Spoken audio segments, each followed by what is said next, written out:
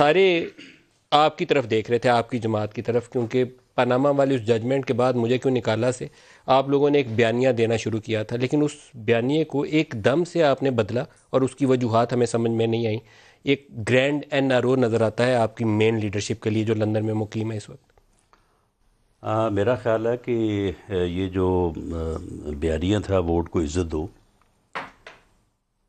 یہ 19 اگست 2019 سے کافی پہلے کا ہے. یہ جو ایکسٹینشن کی بات اب ہو رہی ہے، تو کیا یہ ایکسٹینشن آج ہوئی ہے؟ آج تو لیجسلیشن ہوئی ہے، اور لیجسلیشن جو ہے وہ ہوئی ہے سپریم کورٹ کے حکم یا سپریم کورٹ کی ڈائریکشن کے تحت، کہ سپریم کورٹ میں یہ معاملہ گیا، سپریم کورٹ نے اسے دیکھا اور سپریم کورٹ نے آبزرو کیا کہ بھئی یہ روایات ہیں، یہ کوئی قانون نہیں ہے، آپ اس کے اوپر پارلیمنٹ جو ہے وہ لیجسلیشن کرے.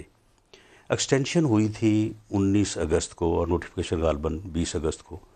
میں تو اس وقت جیل میں تھا، تو جیل میں کیونکہ کافی ٹائم ہوتا ہے اخبار پڑھنے کے لیے، تو ہیڈ لائن سے لے کے تو آدمی جو ہے نا وہ اشتہار گمشدگی تک جو ہے سارا اخبار پڑھتا ہے.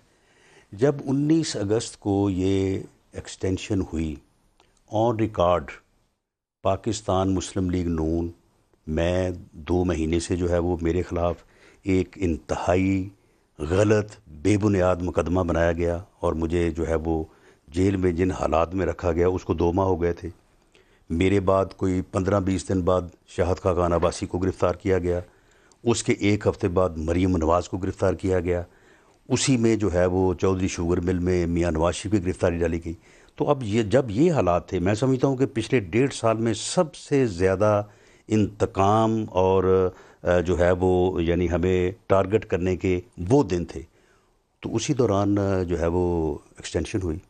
پاکستان مسلم لیگ نون نے قومی مفاد میں اور اس موقف کے اوپر کہ بھئی یہ ایک جو ہے وہ انسٹیٹیوشن کی بات ہے، تو ہم اس کو پولیٹیسائز نہیں کرتے. پاکستان مسلم لیگ نون نے ایکسٹینشن کے اوپر آن ریکارڈ ہے کوئی اعتراض نہیں کیا. سر قومی مفاد کے ساتھ جوڑنا اس کو، لیکن معذرت کے ساتھ اس میں قومی مفاد کیسے جوڑ گئے؟ چلیں بات یہ ہے کہ ایکسٹینشن ہو گئی نا. ایکسٹینشن جب ہو گئی، مسلم لیگ نون نے اعتراض نہیں کیا.